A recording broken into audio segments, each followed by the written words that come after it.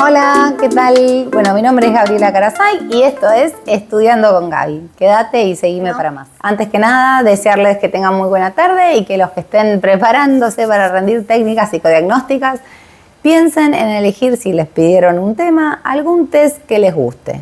Es mi sugerencia. Con el que más se sientan cómodos. Yo rendí con este test que me pareció precioso. Trabajo con niños, con lo cual la elección de algo para chicos para mí fue fabuloso. Ustedes tomen la herramienta que quieran, pueden elegir, seguramente tienen el Raven, el Bender. Bueno, después nos hicieron preguntas de otros test, pero yo elegí particularmente el CAT-A. Cuando uno va a dar un final, poder hablar un poco del contexto, es decir, contar un poco la historia, aunque suene aburrido. Son datos que a los profesores por lo general les gustan, quiere decir que hubo lectura. Yo tomé toda esta información del test del CAT-A, que fue supervisado por James Bernstein, que era un ex profesor de técnicas psicodiagnósticas de la UBA y del Litoral, con lo cual si uno ya empieza dándole un marco de dónde sacó la información, cuál es la historia, cierra un poquito más. Vamos a decir entonces que el CAT-A, en realidad tiene sus inicios en el CAT común, se llama Children's Apperception Test, que es el test de apercepción para chicos. Y en realidad el CAT solo venía con imágenes similares a las que tiene el CAT-A, que es con animales, pero con personas. Resulta ser que mediante una charla que tienen los Belak, que son, no sé si lo dije todavía, no, los autores de este test son Leopold y Sonia Pelak, que lo crearon en 1954. Lo que sucedió es que en esta charla que le decía que tenía con Ernest Cris, que es un psicólogo que ya abordaba las temáticas y las problemáticas que surgían de algunos test proyectivos, como el TAT creado por Henry Murray, que tenía imágenes con personas y generaban cierta resistencia, se empieza a dar cuenta que había problemáticas que tenían que resolver y que para chicos no era lo mejor trabajar con personas. Si ya las personas en el TAT tenían cierta resistencia porque eran personas y como que convocaba el chiste, el silencio, como el merodeo, bueno, generaban más resistencia proyectiva, es decir, que las personas les costaba porque había personas. Imagínense para chicos. Entonces Ernest Cris les dice, me parece que se identifican mejor con animales, y los Belak muy humildemente le adjudican cierta parte de la autoría a este señor, que les dice, les sugiere que haga test pictóricos con imágenes de la vida cotidiana, vitales para el niño, que sean de tarjeta estímulo para que él pueda relatar, pero que sea de animales. Los Belak hicieron una investigación muy extensa durante casi un año y medio, antes de proporcionar las ideas para darle a una ilustradora y que hiciera las imágenes, y sobre todo hicieron como una indagación frente a lo que es todo el psicoanálisis, o parte de lo que es, porque mi profe decía todo el tiempo que toda la corriente que vino de Estados Unidos no era tan psicoanalítica, entonces tomaron un par de cositas, pero no muchísimas. Es decir, por ejemplo, los Belak entienden que hay un subconsciente y no un inconsciente, como decía Freud. Entonces toman las cuestiones más como, no es que hay objeto de la pulsión, sino que el objeto es el objeto, una cuestión así. No sé si queda claro, pero si no, vayan a los textos. Yo lo que quería explicar acá era que justamente los Belak, ante esta información que Ernest Cris les da, sugieren empezar a mirar la historia del psicoanálisis y encuentran este caso del chiquito, del pequeño Hans, que era un niño, creo que está en el libro de Historia de un niño, o Historia de una fobia de un niño de 5 años, en donde Freud lo que hace es justamente relatar el caso de un niño que lo que hace es desplazar el temor que le tenía el padre a los caballos. Entonces, imagínense, 1900, el chico no podía salir a la calle, era realmente frustrante para la familia y para él. Entonces comienza a darse cuenta que había como cierta imagen de identificación donde los chicos con los animales podían poner, desplazar, condensar y todo lo que uno puede hacer también en sueños con respecto a los animales. Por eso los Belak lo que hacen es llamar a la amiga de ellos en ese momento, Violet Lamont, que ya era una ilustradora fabulosa, artista para chicos, y lo que le dicen es que mediante unas indicaciones que le van a dar ellos, quiere que le realicen cierta cantidad de láminas. Esta señora, Violet Lamont, crea entonces 18 láminas, algunas de su autoría y otras con indicaciones de los Belak directamente. Y quedan finalmente para el test 10 láminas que son las que se van a utilizar para el CAT-A. Los Belak igual se la pasan diciendo, chicos, esto no es un test que viene a reemplazar ni por casualidad el TAT, para adultos, que es el test de la percepción temática, que tenía imágenes de posguerra, del 45, que eran lúgubres y todo eso, que dijimos que generaban resistencia porque había personas de Henry Murray, ni tampoco el PST, que era de Simon, que era el Picture Story Test, que era para adolescentes, el PST. Buscan entonces la idea de concebir un nuevo test que fuera exclusivamente para chicos, y por eso es que cambian las imágenes humanas a las imágenes que tenían pictóricas a animales para poder generarlas como un estímulo permeable para que el chico relate situaciones, fantasías, temores, miedos y lo que fuera. Y si ustedes les preguntan, ¿para qué sirven estas láminas estímulo? Sirven para que en el relato del niño surjan estas cuestiones susceptibles de poner en manifiesto las problemáticas o, si se quiere, los procesos dinámicos de los problemas de la infancia, de los niños. Bueno, luego de tener las impresiones y ya las imágenes pictóricas, lo que hacen los BELAC es darle justamente a un grupo de investigadores que ya venía haciendo, unos psicólogos que ya venían haciendo test proyectivos, las láminas originales para que empezaran a practicarlo con niños, y bueno, de ellos es que surgieron un montón de hipótesis. Ahora vamos a hablar un poquito de lo que tiene que ver, ya hicimos un poco de historia, del material. El material entonces finalmente son 10 láminas de animales, de situaciones diversas, que incluyen situaciones de nutrición, situaciones de aseo personal, situaciones de irse a la cama y demás, ya las vamos a ir viendo. Y luego, digamos, de tener las imágenes ahí que están siempre boca abajo para que los chicos no hurguen y no miren y las desorganicen, luego de ponerlas en la mesa se realiza el rapport. Y esto es muy importante de entender. Cuando trabajamos con chicos el rapport es muy difícil de lograr. ¿Y por qué digo esto? Yo que trabajo con niños y soy maestra jardinera. Porque el niño precisa tener confianza para empezar a relatar y contarte algo de su vida privada. Entonces, siempre tenemos que tener en cuenta que esto puede fallar y que con niños a veces las cuestiones son más largas de las que esperábamos, y tener como el timing necesario como decir, bueno, no, hoy todavía no se logró el rapport. ¿Por qué? Porque con chicos con problemas o chicos muy pequeños quizás no salga tan espontáneamente el relato. Y lo que sí es importante también tener en cuenta es que los BELAC nos dicen que se podría presentar como juego, aunque nuestra profe dijo que hay que tener ojo con la palabra juego, porque, por ejemplo, nosotros tenemos nuestra imagen de Don Fulgencio, que era este personaje de los diarios que jugaba con personas, jugaba con mujeres. O sea, la palabra juego puede indicar muchísimas cosas, independientemente para cada uno puede ser distinto. Capaz que el niño sienta que están jugando con él y no lo vea como positivo, decir que es un juego. Para aquellos que ya tuvieron un test realizado antes, puede ser que le digamos, mira, te vamos a realizar un test con 10 láminas, en cuyo caso va a que decir también que esto no va a depender de ninguna aprobación, desaprobación, que no lo vamos a sancionar, que no está compitiendo con nadie, por favor, que no va a haber medidas disciplinarias respecto a lo que él relate. De haber entendido esto y le decimos entonces, si preferimos decirle que es un juego, y si no, le decimos, te vamos a hacer un test. Y la consigna, según Sequiero Campo, que es un manual que nos dijo la profe que teníamos que seguir, dice lo siguiente: te voy a mostrar unos dibujos y me vas a contar unos cuentos diciéndome qué pasó antes, qué está pasando ahora y qué va a pasar después. Fíjense que la consigna de los BELAC es distinta a la de Sequiero Campo que nos dio la profe. No sé ustedes cuáles les dijeron, pero la consigna de los BELAC es: vamos a jugar a contar cuentos. Acá está la palabra jugar. Vas a ir mirando unas láminas y me vas a decir o me vas a contar qué están haciendo los animales. Primera diferencia con Sequiero Campo, dice qué están haciendo los animales, en la otra no. Y ahora sí, qué sucedió antes, qué está pasando ahora y qué pasará después. Acá también es necesario recordar que como estamos trabajando con niños, es probable que resulte necesario alentarlos, no así como pasa en adultos que en el Raven no les va diciendo muy bien, pasa a la próxima página. No. En lo posible siempre hay que tener una distancia y no hablar mientras se administra. Pero en los chicos es probable que se necesite cierta cantidad de incentivos que son permisibles, siempre y cuando no sugiramos nada y no estemos metiéndonos en la subjetividad del chico. Una vez relatados los cuentos o lo que fue diciendo de cada lámina, nosotros lo que vamos a hacer es escribir lo que ellos van relatando uno por uno Y podemos quizás tal vez interrogarlo en ciertos puntos de elaboración que no nos quedaron muy claros. Por ejemplo, preguntarle, ¿por qué le diste este nombre a este personaje, esta lámina? O ¿cuántos años tiene? O ¿en qué lugar se encuentran?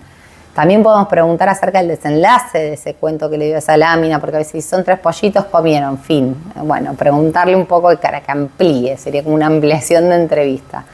Lo que pasa es que hay algunos niños que son más permeables a las preguntas y otros que cuando empezás a preguntar se atascan. Entonces puede ser una herramienta válida, como no, uno tiene que tener el timing necesario para darse cuenta si lo que tiene que hacer es finalizar con el interrogatorio, dejarlo para una próxima entrevista, para poder sacar conclusiones de las láminas específicas o de puntos que no nos quedaron claros y seguir administrándolo. Bien, algo que puede ocurrir con niños, es algo que a mí me pasa muy a menudo porque soy maestra jardinera, como les decía, es que suele existir por parte de los chicos como un pedido de intercambio. Vieron como, bueno, contame vos primero una historia, en cuyo caso, si sucede y si insiste, se le puede decir, mirá, lo que quiero es escucharte a vos. Yo no vengo a contar cuentos, vos contame tu historia.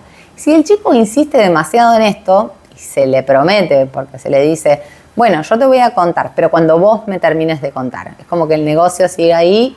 Y cuando terminen las historias del niño, evidentemente tenemos que cumplir con lo que se promete, porque a un niño no le podemos dejar la promesa ahí porque se acuerdan de todo, tienen una memoria prodigiosa.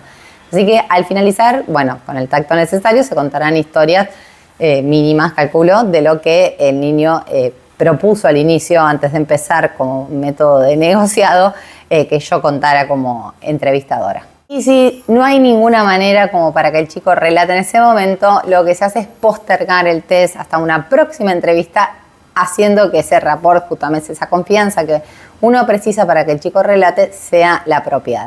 Las tarjetas se presentan una por vez, ¿sí? Hay otras personas que manejan la historia distinto y que las ponen todas sueltas. Según la profe se le puede dar la libertad de quedarme con todas juntas, pero bueno, los VELAC dicen que se presentan una sola por vez y que hay que sacarlas del alcance justamente del niño para que no las revuelva y que no las curiosee antes de empezar a contar. Y el niño puede pasar que presente ciertas resistencias por la longitud, porque sabemos que hoy todo rápido y todo ya. Entonces lo que hay que hacer es, si ya tenemos una información frente a la problemática del chico, supónganse que es problemas que tenga en la escuela, y también celos con el hermano porque acaba de ser mamá su mamá, entonces le presentamos la 1 y la 4. La 1 que tiene una situación de nutrición, donde están los 3 pollitos y el gallo o gallina, que tiene que ver con la gratificación, luego lo vamos a explicar o con la falta, con lo que desearía que le den o que le dan último, lo que fuera.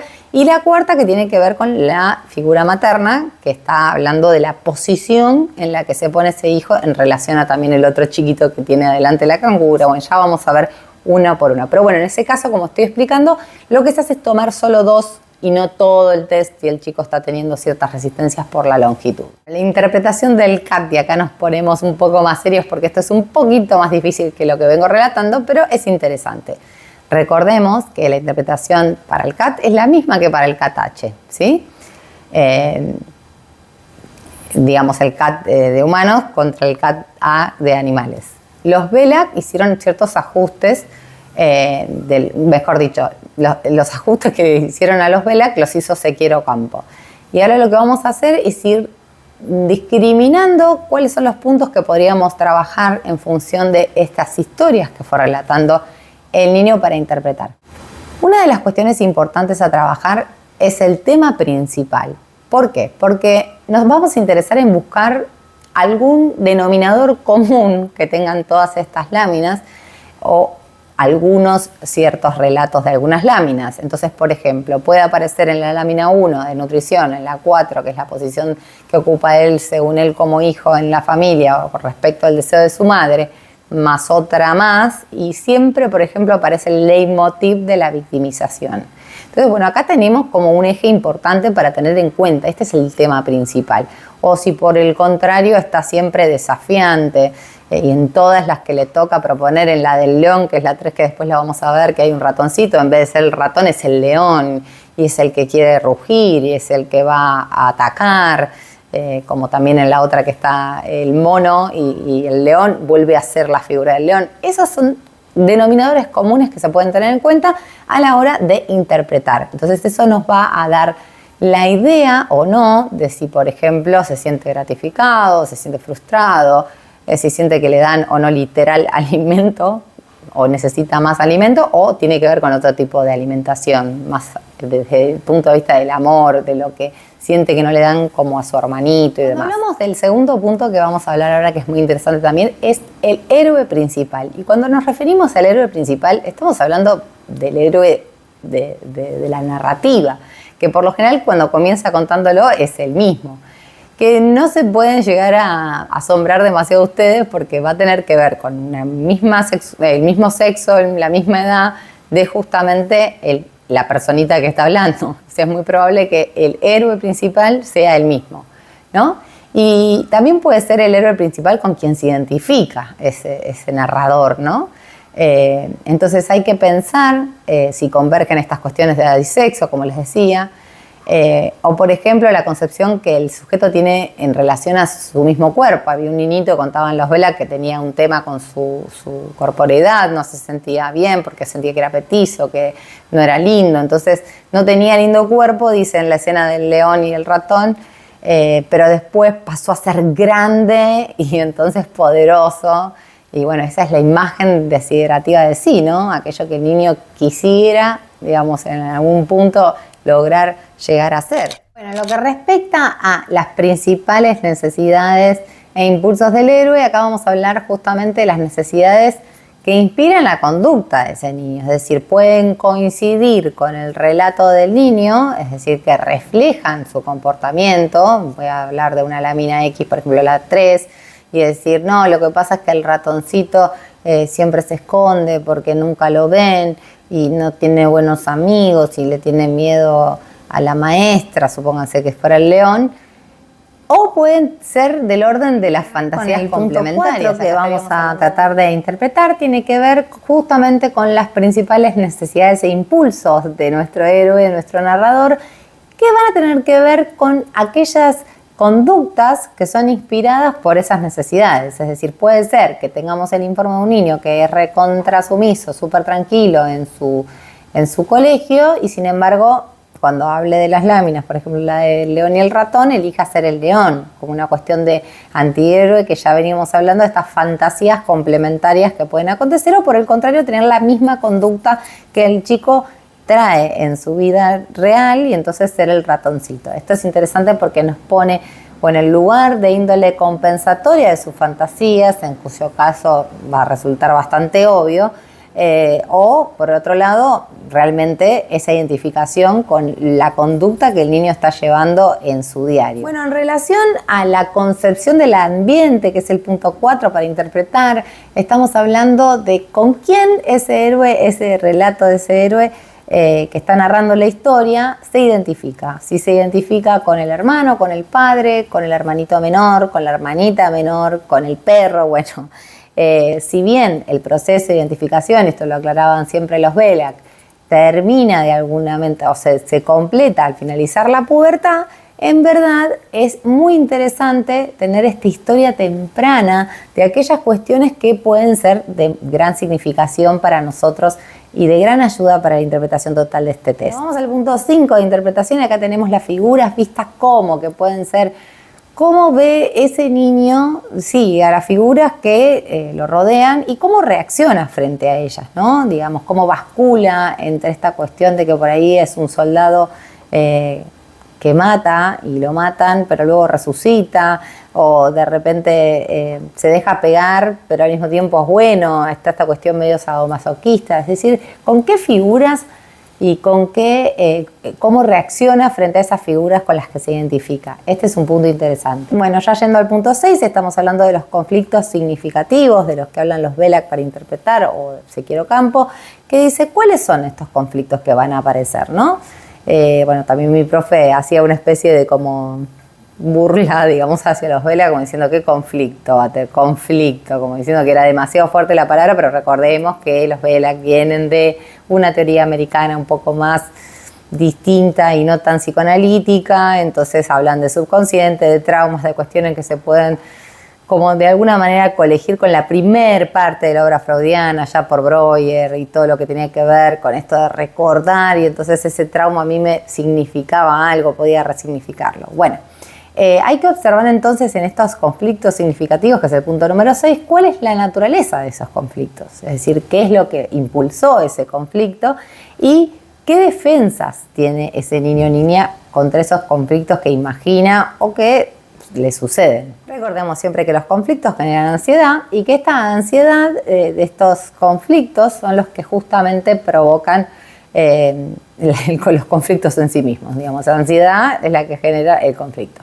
Y ahora vamos a ir al número 7, que es naturaleza de las ansiedades. Vamos a hablar entonces que hay una ansiedad muy presente en los niños ante el daño físico y ante lo que sería, digamos, tener o no tener o perder el cariño, es decir, la desaprobación de los padres. Por otro lado está el hecho de pensarse solos, de sentirse abandonados. Igual acá la profe decía algo muy gracioso, como, sí, yo me levanté hoy y me siento abandonado, dice un nene de 3 años.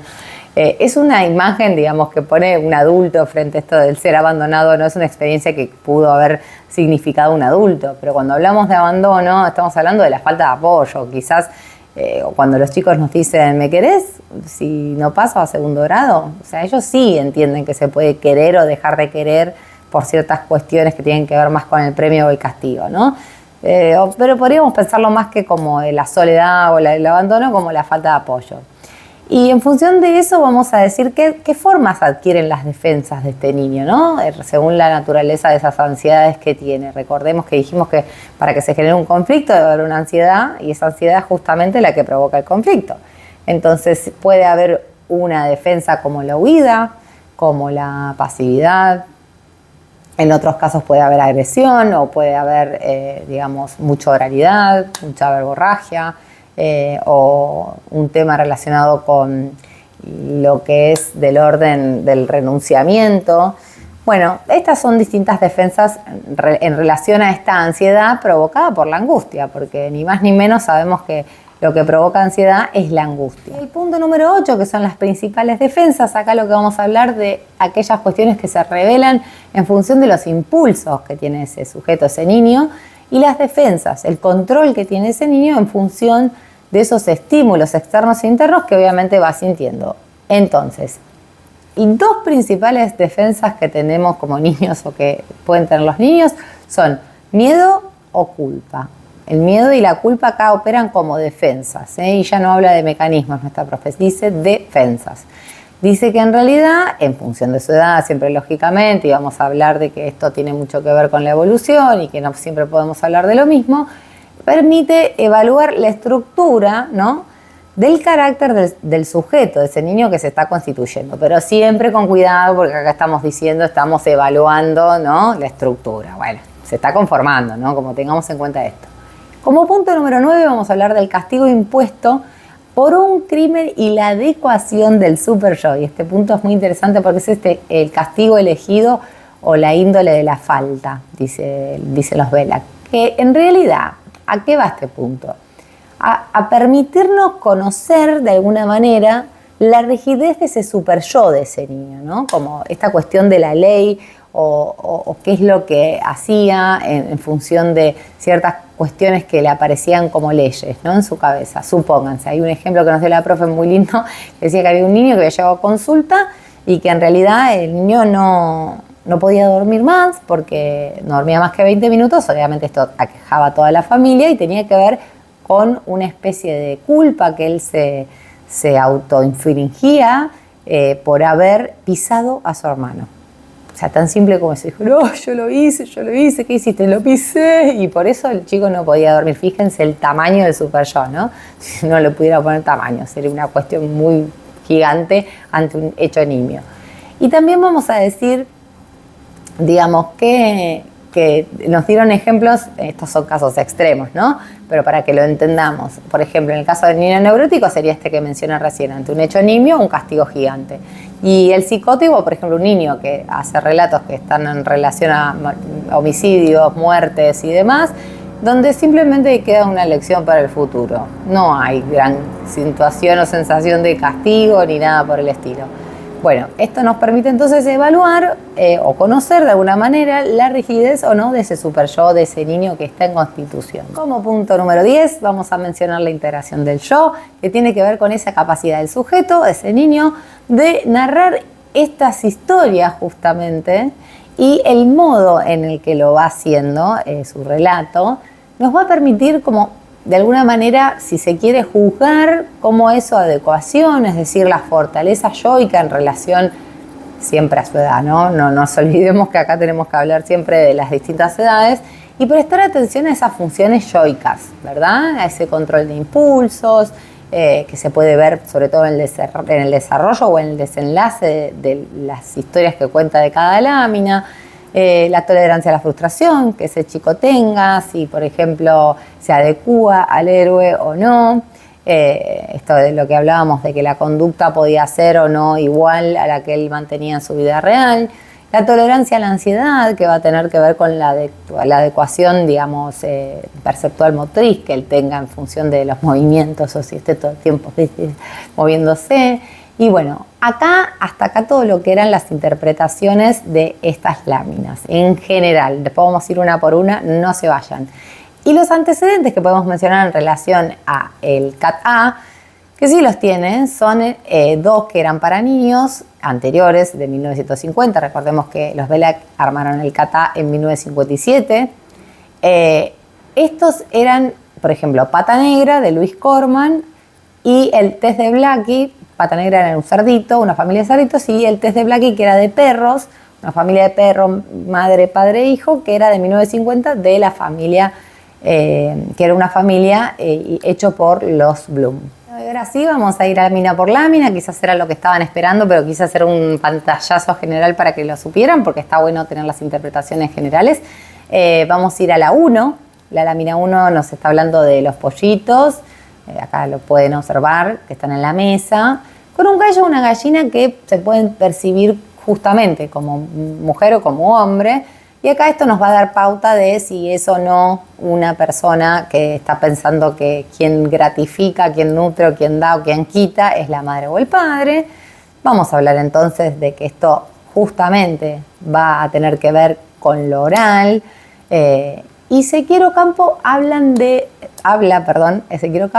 de un ejemplo en el que los pollitos se comían todo cuando la mamá salía a comprar y entonces vuelve y los castiga y de esa manera aprendieron. Bueno, acá vamos a ver si hay cuestiones del orden del premio que tienen que ver con la satisfacción, del castigo que tienen que ver con la frustración, si espera más o menos comida como dijimos en algún otro momento, que puede ser literal o puede ser una cuestión ilusoria, si tiene que ver más con el que recibe poco y espera más, o si le dan poco y espera menos aún. Bueno, hay que saber mirar, digamos, esta primer lámina de la gallina o el gallo con los pollitos y sacar conclusiones. Lo que vamos a observar, se puede observar acá muy bien en la imagen, 3 osos que están tirando de una soga, 2 de una punta, uno más grande y uno chiquito, y del otro lado uno más grande.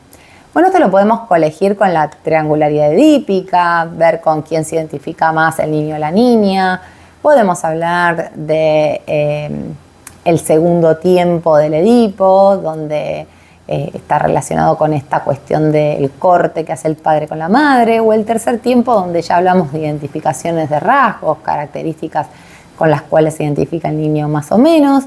Y esto también, al tener un elemento como la soga, puede tener que ver con el orden de lo masturbatorio, si se rompe me van a castigar, lo que tiene que ver con el miedo, ¿no? Ese miedo a la castración, que en realidad está más del orden de la castración desde lo simbólico, ¿no? Como, bueno, empezar a ver esos padres imperfectos, esos padres que ya no serán todo lo que yo esperaba, ¿no? Hay un ejemplo de Ezequiel Ocampo que dice que la hija y el papá tiraban de la soga hasta que terminan ganando y la mamá se va enojada y ellos se comen toda la miel. Bueno, acá claramente están del lado de lo edípico a full, el padre y la hija, y bueno, esta cuestión de la rivalidad, o si se quiere, esta poca sensación de que está apoyándose sobre la madre porque justamente es su rival, ¿no?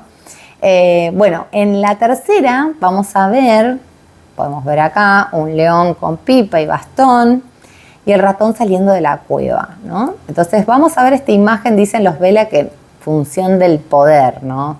Pero bueno, a la profe mucho poder, la palabra no me gustaba, que el poder tiene que ver más con el orden de quién es más benévolo o más peligroso o menos peligroso. Podemos hablar claramente de que acá hay una figura paterna, el estímulo de la tarjeta nos impulsa a pensar en esto, ya que está el bastón y la pipa. Y acá vamos a ver esta cuestión de la ley del incesto, digamos, cómo se juega desde la figura paterna, si toma el poder, si está bajo el poder del padre, ¿no? Esto lo dice Ezequiel Ocampo. Bueno, esta cuestión del padre como función simbólica, ¿no? Volvemos siempre a lo mismo, el padre como ley es este falo que denuncia la falta, ¿no? Hay un ejemplo que dan en el libro que dice los ratones se comían la comida del león, pero después terminan siendo amigos. Y acá tenemos un padre débil, ¿no? En ese caso. Pero vamos a volver al tema de que en realidad lo fálico tiene que ver con esto de tener o no tener. Que realmente eso es lo que trastoca, ¿no? Lo que evidencia la falta. Esta curiosidad que implica darse cuenta que acá hay algo que, no está bien, trastoca la falta. Son justamente cuestiones que se tienen que ver en función de la autoridad y de esta introducción del género, como de la figura paterna sobre todo, esta ley simbólica que aparece en la lámina número 3. Bueno, ahora vamos a ir a la lámina número 4. En la lámina número 4 lo que vamos a encontrar es una cangura con dos canguritos y en esta les había hablado antes, algo ya que remite también al oral y resalta la figura materna. Lo que más importa acá es hablar del deseo materno. ¿Qué pasa con el otro que da paso a nuestra estructura? Es decir, en esta bolsa de esa mamá, de la imagen, hay una cría. Hay que ver qué lugar ocupa desde el deseo materno ese niño, qué lugar imagina que tiene para ese otro, cómo se organiza en función de ese deseo, ¿verdad?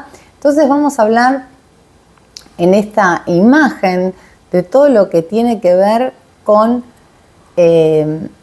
ese lugar que desea ocupar, como dijimos, si es un niño, y a dónde desea, digamos, regresar quizás tal vez al lugar del hermanito, se siente bien, se identifica con el canguro mayor que es el mismo, si es el hermano mayor. Bueno, todas estas cuestiones se pueden remitir a la lámina número 4. En la lámina número 5 vamos a encontrar una cama y una cuna con dos ositos, que es parecida al Philosoph y al Tat, si lo quieren ver.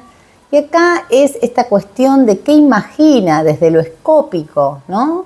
Ese niño, qué curiosea, qué es lo que da origen a esa constitución traumática, porque lógicamente se construye y marca esta situación o constitución traumática de la escena primaria de los padres. Entonces, importante en esta imagen es la escena primaria, estas fantasías parentales acerca de la premisa universal del falo, que remite a esto de ¿qué tengo yo? ¿Por qué no me lo da? Es esta fantasía sexual infantil de la que nos hablaba Freud, esta curiosidad sexual que puede aparecer también del orden de lo masturbatorio en relación a la desnudez de los padres. Lo que impacta es en realidad en estas imágenes si tienen o no tienen, tienen que ver con esta cuestión del falo, ¿no? Y de lo escópico, la curiosidad, como decíamos. Vamos a la otra lámina. Vamos a la lámina entonces número 6. Acá encontramos osos acostados, osos que están dentro de una cueva y un oso acostado afuera. Acá estamos remitiendo también a la triangulación edípica, a esta situación de que están separados pero están juntos. Bueno, ¿qué lazos o qué situaciones de ligazón padre y madre hay? ¿Qué ligazón es madre-hijo? ¿Qué ligazón es padre-hijo? Y acá vamos a ver también algo del orden de las fantasías edípicas, de esta triangulación, de la curiosidad sexual, de esta salida, esta demanda que están a veces los chicos pidiendo a gritos de cuando dicen me voy a casar con mamá y esa relación tierna y de pulsión también sexual hacia la madre, estas emociones sexuales y también tiernas que se generan, están hablando de querer a veces desterrar al padre, ¿no? Pero están pidiendo si bien pareciera que lo quieren desterrar, esta demanda de que haya alguien que fraccione, que corte, que ponga un coto entre esa relación tan fluida y a veces de una especie de opresión que realizan algunas madres con sus hijos o algunos padres con sus hijas. Entonces, estamos hablando también acá de esta provocación del partener, al decir me voy a casar con mamá, de que haga un corte, de que venga el corte proporcionado por la ley que corta y que hace posible esa separación necesaria. Ahora la lámina número 7, en donde está este tigre que salta sobre el mono, y acá podemos hablar de qué es lo que sucede en relación a esta agresividad constitutiva, y hay que recordar siempre esta palabra, porque si decimos agresividad sola no sirve. Agresión tenemos todos dentro de nuestra Constitución. El tema es qué hacemos con esa tensión que genera esa agresión. Podemos hablar de hostilidad también, donde hay una cuestión de un juego de negociado entre ¿qué hacemos? ¿Negociamos con el otro? ¿Atacamos? ¿Huimos? ¿Somos el tigre que salta sobre el mono? ¿Somos el mono que huye del tigre? Bueno, todas estas cuestiones que van a tener que ver justamente con el orden de esa construcción que se va dando a lo largo de la vida, de qué es la violencia, digamos, que es distinta a la agresión constitutiva, que tiene que ver justamente con quién se identifica, cómo viene esa tensión constitutiva, ¿sí? Que es base y estructura y organiza de alguna manera lo imaginario. Entonces, deja fuera al otro, es quien prevalece en esta situación, en esta lámina. Bien, bueno, todo esto remite entonces a esta acción de la agresividad constitutiva. ¿Qué hace este niño con eso que le pasa y lo tensiona? Ataca, huye, negocia. Y ahora entonces sí a la lámina número 8, en la que encontramos dos monos adultos, ahí los pueden ver. Hay un mono adulto, bueno, varios monos adultos, y hay un mono adulto que está hablando con un mono pequeño. Detrás también encontramos, fíjense qué increíble, un retrato de una mona que pareciera ser como un antepasado, y esto nos remite a la novela familiar del neurótico, a la que escribió Freud muy bien allá por 1908, creo 1909, donde estamos hablando de que aquello que se puede observar aquí tiene que ver con el orden del superyo, de la autoridad, de aquella cuestión de la pulsión invocante, aquello que me remite a lo que debo hacer y lo que no debo hacer, lo que está bien para mi familia, para mis antepasados, lo que se viene sucediendo, como, ay, tu padre era igual, tu tío, sos igual a tu tío. Bueno, ¿qué cuestión de amor-odio, reconocimiento aparece en esta novela familiar? ¿Cómo ese chico se posiciona o esa niña frente a los demás? Entonces, por ejemplo, puede haber un ejemplo aquí de un cumpleaños donde el padrino de la familia, que en realidad es el padrino de la hermanita, le dice al nene, portate bien como se porta tu hermana, ¿sí? Porque tu hermana es buena. Entonces, ¿qué lugar ocupa ese niño en función de ese lugar que le otorgan también y que le ofertan los padres? Y ese círculo familiar va a remitir justamente a esta imagen número 8. En la imagen número 9 tenemos un conejo en una cama mirando hacia afuera. Acá vamos a ver también cuestiones parecidas al Philipson-Voltat, ¿sí? El test de percepción temática, o el Philipson, que es el del TRO, el de relaciones objetales, donde hablan del miedo como una defensa. Es el temor, volvemos a lo mismo, ¿no? No la oscuridad ni al ser abandonado, es el temor a no ser querido. Los chicos se preguntan, ¿me vas a querer si no me va bien? ¿Me vas a querer si voy a hacer pis o caca en el inodoro? ¿O no me vas a querer más si me sigo haciendo? Bueno, acá está hablando entonces justamente del otro como un monstruo. Eso, el que le teme no es solo la oscuridad, porque la profe decía, al miedo a la oscuridad está como muy sobreestimado en esta escena. Todos le tenemos miedo a la oscuridad. ¿Quién no va a tener miedo a la oscuridad? Le tenemos miedo en realidad a ese otro, ese monstruo contra el que peleamos, esa angustia que aparece frente a esa situación de castigo que puede aparecer operando y sacándonos también un poco de amor de nuestros progenitores. Y la 10, que es la última, pero no por eso menos importante, como siempre decimos, que es el perro acostado sobre un perro grande, su perrito, que está siendo como azotado, castigado ese cachorro, que tiene que ver justamente con la transgresión a la ley. Acá está puesto en juego lo anal, todo aquello que se inscribe como sustituto de intercambio, ¿no? Como esta cuestión que se da en función de te doy, me das. la retención, expulsión, la retención que tiene que ver con el tener y la expulsión con el dar, ¿no? Aquella producción propia primera de los niños, que es la que justamente generan e intercambian por algo. Y justamente dicen que es la primera renuncia que se logra por amor, citando a Bleichman, ¿no?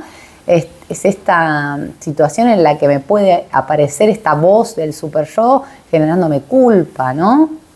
Bueno, también hablamos siempre de que la culpa es una defensa, y la defensa es una defensa ante la angustia. ¿Ante qué angustia? Ante la angustia de la falta, de la castración, que tenemos que ver otra vez que colige esta castración con el no tenerlo todo, con que algo me va a faltar, con que si no dejo de hacer esto pierdo aquello, que es en este caso el amor de los padres.